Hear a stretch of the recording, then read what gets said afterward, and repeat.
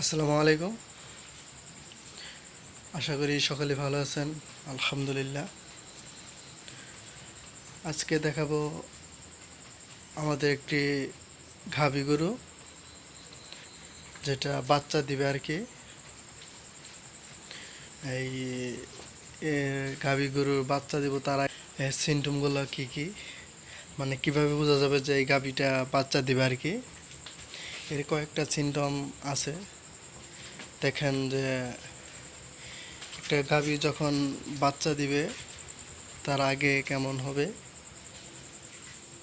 যখন যে গরুটা বাচ্চা দিবে, এটা ইনশাল্লাহ আজ কিংবা কাল, এই দু একদিনের মধ্যে বাচ্চা দিবে আর কি।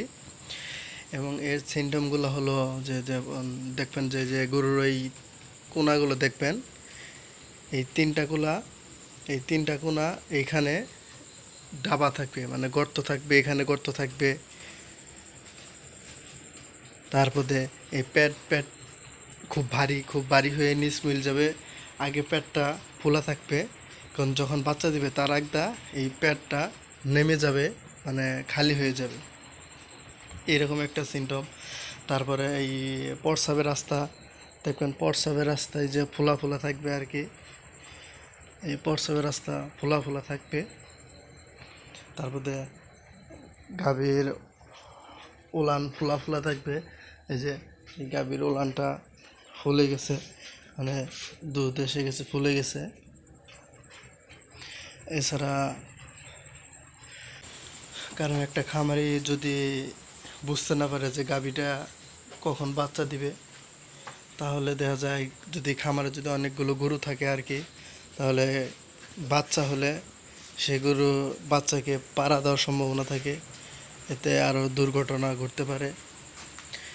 আর প্রত্যেক খামারি বুঝতে হবে, কারণ এই সময় অনেক দূরে যাওয়া চলবে না। ছাড়া সবসময় গরু চোখে চোখে রাখতে হবে, কারণ কখন না কখন প্রসব বেদনা ওঠে। খামারিকে দূরে গেলেও চলবে না, চোখে চোখে রাখতে হবে গরুকে।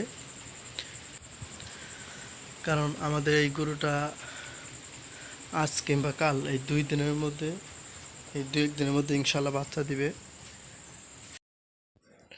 তো আমাদের জন্য দোয়া করবেন, আমাদের এই গাভীটা যেন খুব সুন্দরভাবে বাচ্চা দিতে পারে, কোনো সমস্যা না হয়। আজ এই পর্যন্তই। আসসালামু আলাইকুম।